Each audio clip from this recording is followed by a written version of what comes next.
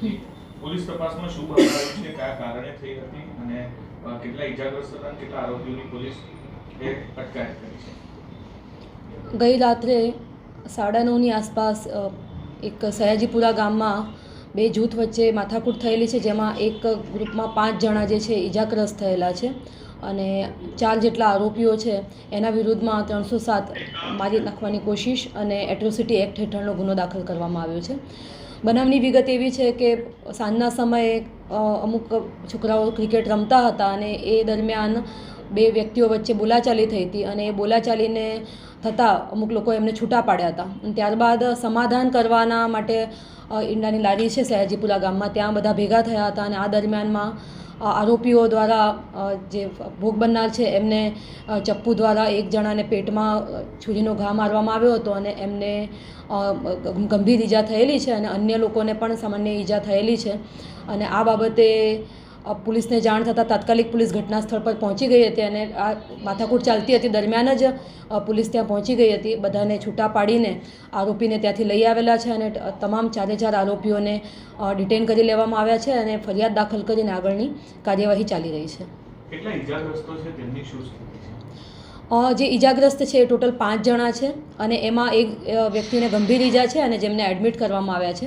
અન્ય વ્યક્તિઓને નાની મોટી ઈજાઓ છે અને એ લોકોની અત્યારે હાલત સ્થિર છે.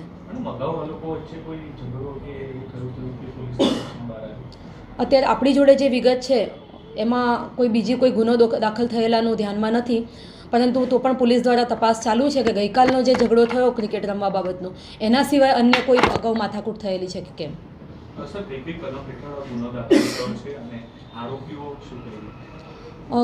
એટ્રોસિટી એક્ટની કલમ અને સાથે સાથે આઈપીસીની 307 અને 326ની એટલે કે જાનથી મારી નાખવાની અને ગંભીર ઈજાની કલમો સાથેનો ગુનો દાખલ થયેલો છે. શું કે એનું નામ સાહિલ પઠાણ છે. અત્યારે હાલમાં બધી તપાસ ચાલી રહી છે અને મોટાભાગના યંગ એજના છોકરાઓ છે કે જે મજૂરી કરતા હોય એ ટાઈપના છોકરાઓ છે અને અત્યારે આરોપીઓને ડિટેન કરીને આગળની પૂછપરછની અને કાયદેસરની કાર્યવાહી ચાલુ છે. અત્યારે તપાસમાં બધી કાર્યવાહી ચાલી રહી છે.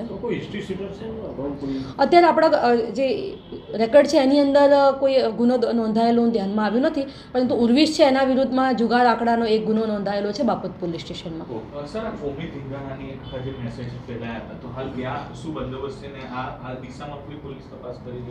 આ બનાવ બન્યો માથાકૂટ ચાલુ હતી એ જ દરમિયાન અમારી પોલીસ સ્ટેશનની પીસીઆર ત્યાં પહોંચી ગઈ હતી, એટલે કોઈ વધારે મોટું સ્વરૂપ નથી પકડાયું અને ત્યાંથી જ આરોપીને અને ફરિયાદીઓને છૂટા પાડીને પોલીસ દ્વારા આરોપીને ડિટેન કરી લેવામાં આવ્યો હતો, એક આરોપીને. અને પોલીસ દ્વારા ત્યાં રાત્રે તમામ પોઈન્ટ ઉપર બંદોબસ્ત રાખવામાં આવ્યો છે. ત્યાંના આગેવાન અને સરપંચને એમની સાથે અમે સતત સંપર્કમાં છીએ.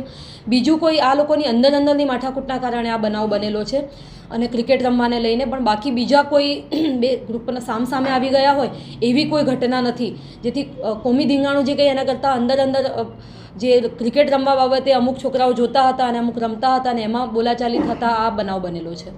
પણ અગાઉની કોઈ માથાકૂટ આમાં અત્યારે હાલમાં ધ્યાનમાં આવેલી નથી. Okay, thank you.